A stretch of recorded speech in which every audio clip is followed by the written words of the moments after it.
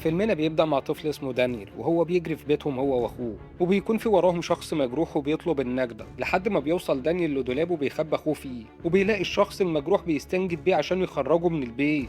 لكن دانيال بينادي على اهله عشان يعرفهم مكانه، وبيظهروا كل واحد بيكون شايل سلاح وبيمسكوه يحبسوه، وبيكون معاهم واحدة لابسة فستان فرح وعمالة تصرخ وهي بتنادي على تشارلز جوزها، وهو كمان بيستنجد بيها. لكن اهلها بيضربوا تشارلز بسهم في جسمه وبياخدوه في اوضه وبيقفلوا عليه. وبتعدي 30 سنه وبتظهر العروسه جريس في ليله فرحها، وبيكون معاها أليكس في القصر بتاع عيلته، وبيدخل أليكس عشان يعرض عليها تهرب معاه بعيد عن اهله، لكن بتقول له انها بتحبه وهتحب اهله عشانه. وبيبان ان عيله لودوماس عيله غريبه، محدش فيهم بيحب العروسه لان كل هدفها الفلوس. وبتحصل مراسم الجواز، وبعد ما بيطلعوا اوضتهم وقبل ما يحصل حاجه بينهم، جريس بتلاقي هيلين عمه أليكس واقفه وبتقول له ان مفيش وقت والعيله كلها مستنياهم، وبتنزل من باب الخدم الموجود في الاوضه، فبيعرفها ان ده ممر الخدم موجود في البيت كله. فجريس بتساله مين اللي مستنيها، فبيقول لها ان ده اللي بيحاول يبعدها عنه من زمان، وان من تقاليد العيله لما فرد جديد بينضم ليها بيلعبوا معاه لعبه معينه هو اللي بيختارها لما بيختار كارت من ضمن كروت كتير قدامه. وبتكون كل الالعاب دي اللي اخترعها هم عيله لودوماس، والموضوع ده بالنسبه للعيله اهم من الفرح نفسه. وبيسيبها تجهز نفسها وبينزل لوالده توني اللي بيساله هيعمل ايه لو سحبت بطاقه اخطر لعبه، لكن أليكس ما بيردش عليه. وبتكون جريس وصلت وبتقابل بيكي حماتها وبتشكرها انها رجعت لهم ابنها وخليته يدخل البيت تاني لانه كان مقاطعهم من زمان. وبتدخل عليهم ايميلي اخت أليكس ومعاها فيتش جوزها، وبيقعدوا كلهم على ترابيزه العاب كبيره، وتوني بيبدا يحكي قصه جدهم الكبير فيكتور، وانه كان اول واحد عمل محل العاب ورق اثناء الحرب، وشغله كان ماشي لغايه ما في يوم كان في رحله بحريه وتعرف على واحد اسمه لوبل، وفضلوا هما الاتنين يلعبوا لغايه ما لوبل قال لفيكتور انه عنده تحدي ولو نجح فيه هيمول له اي مشروع هو عايزه، واداله صندوق مقفول وكان مطلوب منه يفتح الصندوق قبل ما السفينه توصل للمينا. وفيكتور نجح في فتح الصندوق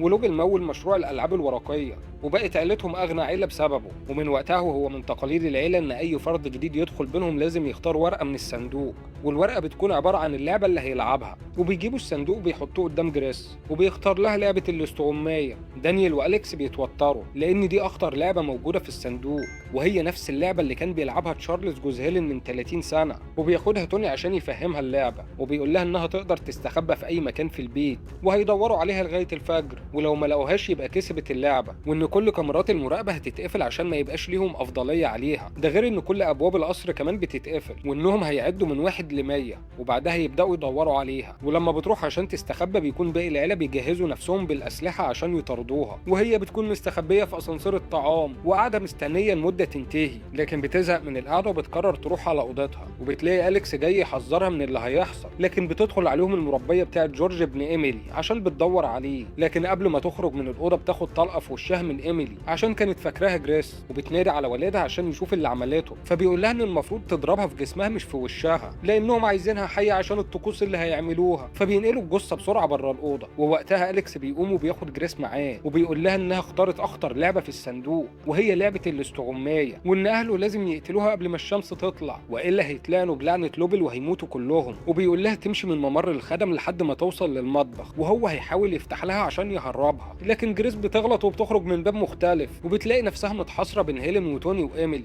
لكن ايميلي بتكون سكرانه، ولما بتضرب عليها بالمسدس مش بتيجي فيها، وبتقدر تهرب منهم بسرعه قبل ما يمسكوها، وبتقدر تستخبى. لكن بتلاقي دانيال طالع من ممر الخدم اللي جنبها وبيقول لها انه جاي يشرب حاجه وهيديها 10 ثواني تهرب، وبعدها يقول انه شافها وبيكون مش مهتم باللعبه اصلا. وبيستنى شويه وبعدها بينادي على اهله، وبتدخل ايميلي وهي بتعيط لان المسدس بتاعها ضاع منها، لكن فيتش جوزها بيديها القوس بتاعه. وهما بيتكلموا بتدخل عليهم المربيه التانيه عشان تقول لهم على مكان جريس، لكن قبل ما تكمل كلامها ايميلي بتغلط وبتضربها بالسهم اللي معاها، وبيدخل في بق المربيه وبيخلص عليها. وبيقرروا كلهم انهم يشغلوا الكاميرات عشان الوقت بيعدي. وجريس بتكون وصلت للاوضه اللي كانوا فيها وبتاخد سلاح من على الحيطه عشان تحمي نفسها، وبتجري على المطبخ زي ما أليكس قال لها، لكن بتشوف الطباخ فبتستخبى منه قبل ما يشوفها. وبيكون أليكس قدر يفتح الكاميرات والانوار وبيفتح الابواب عشان جريس تقدر تهرب من البيت، لكن الطباخ بيكون واقف على الباب فبتهدده وبتضرب عليه، لكن ما بيحصلوش حاجه. وبيقول لها ان الذخيره اللي معاها مزيفه، فبتضربه ببراد الشاي وبتهرب قبل ما يمسكها. وبيكون توني دخل على أليكس اوضه المراقبه وبيعرف انه ناوي يهربها فبيضربه، وبينقلوه للاوضه بتاعته وبيكتفوه عشان ما يهربش هو كمان. وبيقولوا انه من زمان وهو بعيد عن العيله، وجريس هي اللي رجعته للبيت وانه بيحبها. وبتكون جريس سامعه كلامهم لانها مستخبيه على سطح القصر، وبتنط للجنينه وبتفضل تجري لغايه ما بتدخل اسطبل وتستخبى فيه، وبتلاقي جورج ماسك الكشاف وجاي وراها، وبتخمن انه مش هيقتلها بيقتلها، لكن بيطلع مجنون هو كمان زي باقي العيلة، وبيضربها بالمسدس والطلقة بتيجي في ايديها، لكن بتقدر تضربه وبيغمى عليه.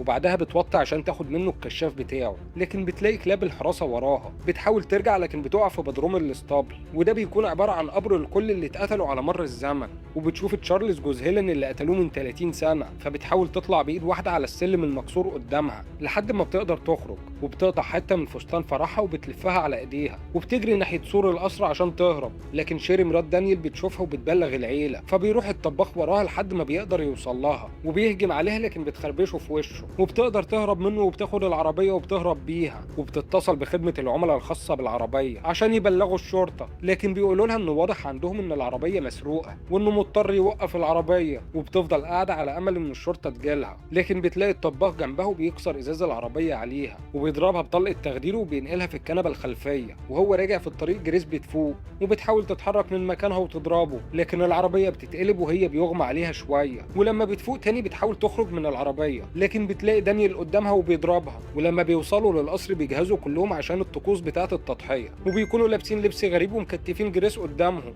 ولما بيجوا يشربوا دانيال بيمثل انه بيشرب معاهم، وفجأة كلهم بيتعبوا مرة واحدة عشان دانيال كان حاطط مادة تخليهم يتعبوا شوية. وبيفك جريس بسرعة عشان يهربها، لكن شيري مراته بتهدده عشان لازم يضحوا بيها. ولما بيرفض بتضربه بالنار وبتقتله، لكن جريس بتجري عليها وبتضربها. وبيحاول توني يمنعها، لكن بتاخد الكشاف اللي جنبها وتضربه هو كمان، وبعدها بترمي الكشاف من ايدها. لكن بتلاقي بيكي بتهجم عليها وبتحصل بينهم خناقة كبيرة، وبتقدر جريس توصل لصندوق الالعاب وبتضربها بيه لحد ما بتقتلها. وبيدخل أليكس عليها وبيلاقيها قتلت والدته، وبيقول لها ان دانيال هو كمان مات، وانه مش هيسمح ان عيلته كلهم يموتوا عشان واحدة زيها. وبيكتفها وبينادي على باقي العيلة عشان يقتلوها، وبيجهزوا الطقوس. وبيكون أليكس ماسك السكينة عشان يخلص عليها، لكن هي بتقدر تفلت منه وبتيجي تضربه في كتفه، لكن بيشوفوا الشمس طلعت، فبيقعدوا كلهم مستنيين انتقام نوبل منهم. وفجأة بنلاقيهم بينفجروا واحد ورا التاني بسبب اللعنة عشان فشلوا في قتلها قبل طلوع الشمس. وبتاخد بالها ان شبح نوبل قاعد على الكرسي قدامها، وان كل كلامهم عن اللعنة كان حقيقي. وبتخرج من البيت وهو بيولع وراها وكل العيلة بيموتوا، وبتفضل قاعدة على سلم القصر، وبتكون هي الوريثة الوحيدة لعيلة لودوماس. والفيلم بينتهي.